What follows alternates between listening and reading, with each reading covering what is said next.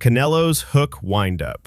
Canelo Alvarez drops his left hand to his waist and loads the hook from there. Body or head, the windup looks identical. The opponent has to guess which level to defend, and by the time he guesses, it's too late. This is the first genius boxing move we're breaking down. Watch his first fight with Gennady Golovkin in September 2017. Golovkin came in at 37-0 with 33 knockouts, the most feared puncher in the middleweight division. Canelo dug one into Golovkin's ribs in the fourth. The eighth round, he brought the same motion up into the jaw. Golovkin's guard kept landing in the wrong place. By the championship rounds, he was freezing on every shoulder dip. A traditional head hook launches from shoulder height. A body hook launches from below. Canelo collapses both into one starting position. The elbow bend, the hip turn, the foot pivot, all of it stays the same until the final inch of the punch. Billy Joe Saunders walked in, undefeated at 30-0, to face Canelo in May 2021. Canelo went to the body in the second round. Saunders lifted the elbow, and the next one went back downstairs. Round 8, Canelo loaded from the same hip position and fired an uppercut that fractured Saunders' orbital bone in 3 places. Saunders didn't come out for the ninth. Crawford's jab intercept.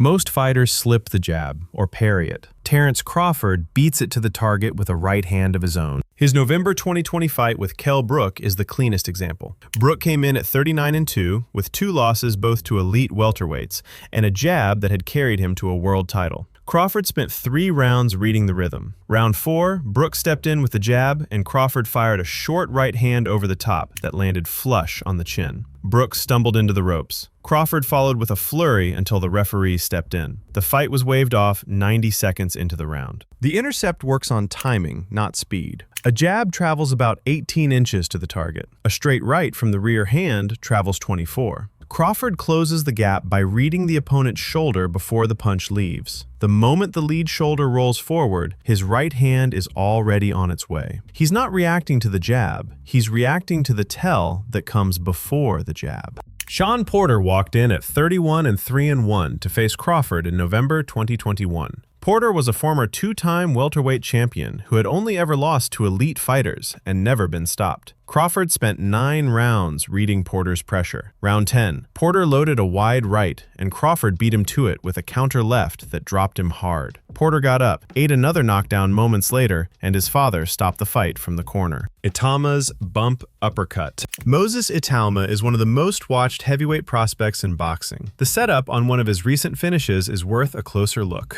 Watch him against Jermaine Franklin on March 28, 2026. Franklin came in at 24-2, a heavyweight who'd gone the distance with Dillian Whyte and Anthony Joshua and never been stopped. Itama dropped him in the third, let him recover through the fourth, then closed the show in the fifth. Halfway through the round, Franklin tried to clinch and smother the work. Itama leaned into him for a beat, then stepped back as Franklin pressed forward. The left uppercut came up the middle as Franklin walked into the gap. Franklin was out on his feet. A right hand followed and put him face first on the canvas. The lean is the bait. When a heavyweight feels weight on his chest, his instinct is to push back and make room to punch. Itama steps away the instant Franklin commits to it, and the uppercut is waiting in the space Franklin made for himself.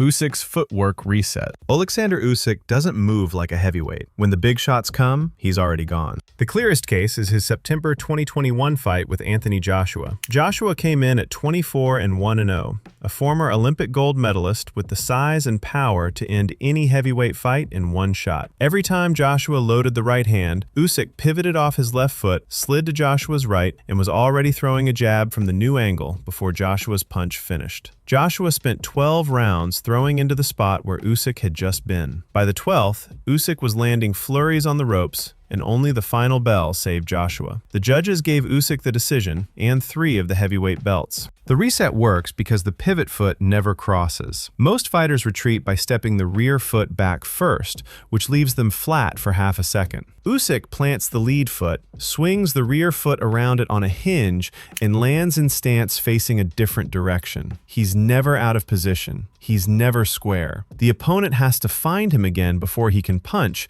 and by then, Usyk has already fired. Daniel Dubois was 19-1-0 when he faced Usyk in August 2023. Dubois had stopped 18 of his 19 wins inside the distance. The first half of the fight had Dubois loading right hands and Usyk pivoting off them, countering with left hands as Dubois reset. By round 8, Dubois was a step behind on every exchange and went down from a body shot. Round 9, Usyk dropped him again with a left hand and Dubois was counted out.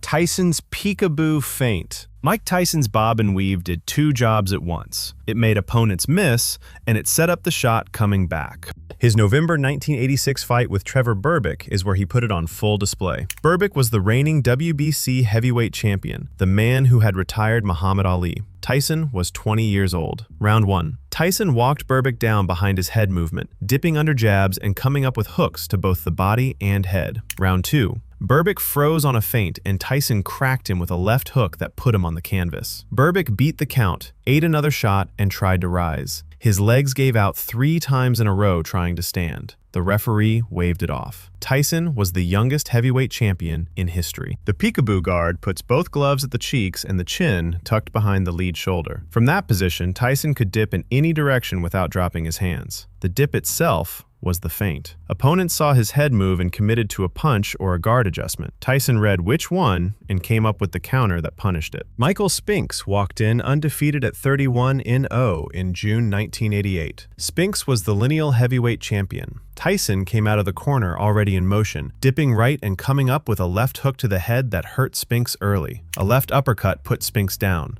Spinks got up at 4, ate a right hand and a final combination, and went down a second time. 91 seconds into the round, the fight was over. Rigondeaux's angle creation. Guillermo Rigondeaux doesn't fight in straight lines. He steps off at angles after every exchange, leaving his opponent punching at empty space. Watch him against Nonito Donaire in April 2013. Donaire came in at 31-1-0, the reigning fighter of the year, a 4-division world champion with knockout power in both hands. Rigondeaux spent 12 rounds stepping diagonally after every punch he threw. Round 1. Rigondeaux stung him with a left and reset to a new angle before Donaire could counter. By round 7, both of Donaire's eyes were swelling, and he was following Rigondeaux around the ring without cutting it off. Donaire managed one knockdown in the 10th with a left hand when Rigondeaux strayed too close, but the Cuban got up, returned to the same angle work, and closed the 12th, hurting Donaire's right eye. The judges gave Rigondeaux the unanimous decision in the unified WBA and WBO super bantamweight belts. The step comes after the punch. Rigondeaux throws, slides 45 degrees, and lands in his opponent's blind spot. The opponent has to turn his whole body to find him, and that turn is the next opening. Moises Flores was 25-0 when he faced Rigondeaux in June 2017. Flores had never been stopped.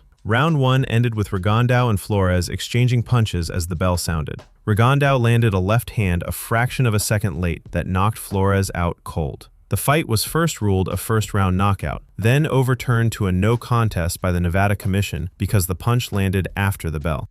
Andre Ward's lead hand control. Andre Ward did most of his work without throwing. His lead hand pinned, framed, and steered his opponent into bad positions. The November 2016 fight with Sergey Kovalev is where he showed every variation. Kovalev came in at 30-0-0 with 26 knockouts, the most feared light heavyweight on the planet. Round 1, Kovalev knocked Ward down with a right hand. From round 2 onward, Ward extended his lead hand into Kovalev's face on every exchange. He pressed it on Kovalev's forehead. He hooked it behind Kovalev's neck. He laid it on Kovalev's right glove to pin the punch before it could load. Kovalev's output dropped round by round. The judges gave Ward the decision and 3 light heavyweight belts. The frame works as both shield and lock. When Ward's glove sits on the opponent's forehead, the opponent can't see past it. When it lays on the opponent's lead shoulder, the opponent can't rotate to throw the rear hand. When it hooks behind the neck, the opponent can't step back. Ward used all 3 positions in the same round, switching between them based on what his opponent tried to do next. Chad Dawson walked in at 31-1-0 to face Ward in September 2012. Dawson was the lineal light heavyweight champion. Round 3, Ward dropped him with a left hook set up by a lead hand frame that pinned Dawson's right glove. Round 4, another knockdown off the same setup. Round 10, a third knockdown. Dawson quit on his stool before round 11. Pacquiao's head feint.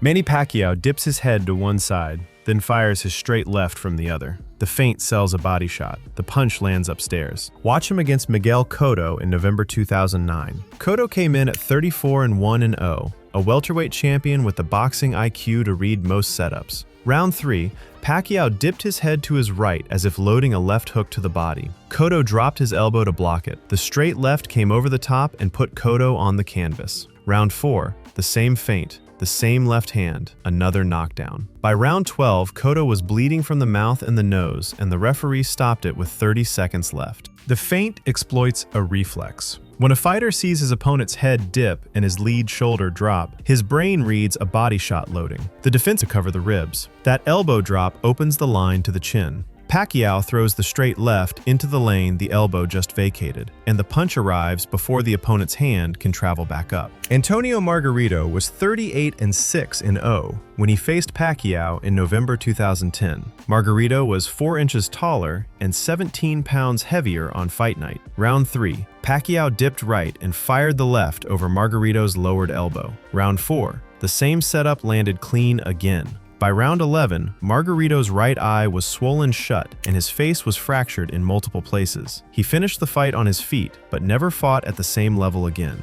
Mayweather's pullback counter. Floyd Mayweather leans his upper body just out of range, lets the punch sail past his chin, then fires the right hand straight back into the opening. Shane Mosley walked into it in May 2010. Mosley came in at 46-5-0 with the right hand that had stopped Antonio Margarito a year earlier. Round 2, Mosley landed 2 clean right hands that hurt Mayweather and had the crowd on its feet. From round 3 on, Mayweather adjusted. Every time Mosley loaded the right, Mayweather pulled his head back 4 inches, watched the glove pass, and fired his own right hand down the middle while Mosley was still extended. Mosley's punch output collapsed. Mayweather took every round from 3 through 12 on the cards and won by lopsided decision. The counter is faster than the original punch. Mayweather only moves his head 4 inches. The opponent's arm has to travel back to defense before it can block. By the time that retraction starts, Mayweather's right hand is already through the gap.